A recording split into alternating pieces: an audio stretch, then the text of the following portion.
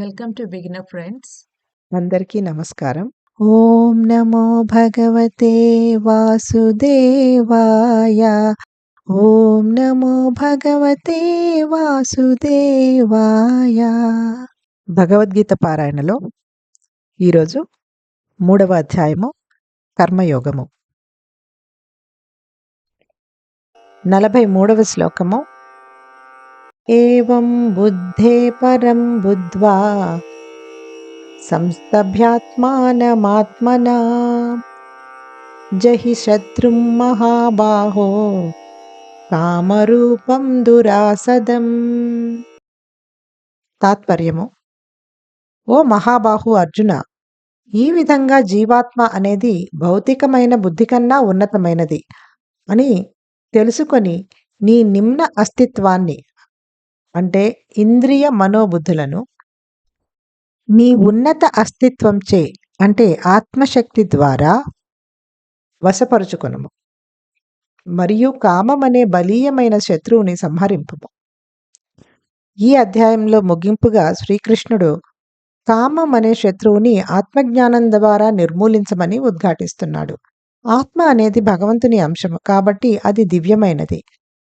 అది కోరుకునే దివ్య ఆనందం దివ్య వస్తువు ద్వారానే లభ్యమవుతుంది. ఎందుకంటే ప్రాపంచిక వస్తువులన్నీ భౌతికమైనవే.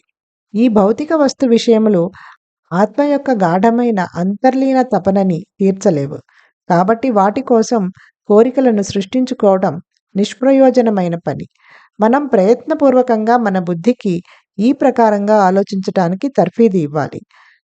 ఆ తర్వాత దానిని మనస్సు ఇంద్రియములు నియంత్రించడానికి వినియోగించాలి. జీవాత్మ తన ఉన్నతమైన స్వభావం పట్ల మేల్కొని చురుగ్గా వ్యవహరిస్తే అది బుద్ధిని సరైన దిశలో పెట్టవచ్చు. అప్పుడు బుద్ధి తక్కువ స్థాయి అస్తిత్వాలైన మనస్సు ఇంద్రియములను సరిగ్గా నియంత్రిస్తుంది. అప్పుడే శాశ్వత సంక్షేమం దిశగా మన ప్రయాణం కదులుతుంది.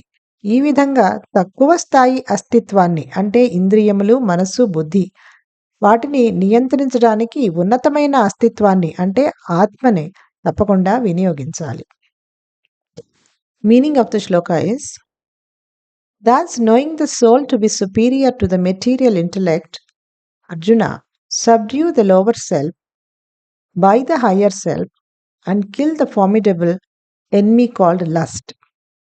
In conclusion, at this chapter, Sri Krishna emphasizes that we should slay this enemy called lust through knowledge of the self.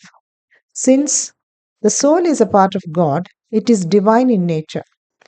Thus, the divine bliss it seeks can only be attained from a divine subject, while the objects of the world are all material. These material objects can never fulfill the innate longing of the soul, and so it is futile to create desires for them. We must exert and train the intellect to think in this manner and then use it to control the mind and the senses. If the soul wakes up to its higher nature and decides to take a proactive role, it can exercise the intellect in the proper direction. The intellect will then govern the lower self, the mind and the senses, and our life will move in the direction of eternal welfare. In this way, the higher self, that is the soul, must be used to control the lower self, that is the senses, mind and intellect. ఓం నమో భగవతే వాసుదేవాయ.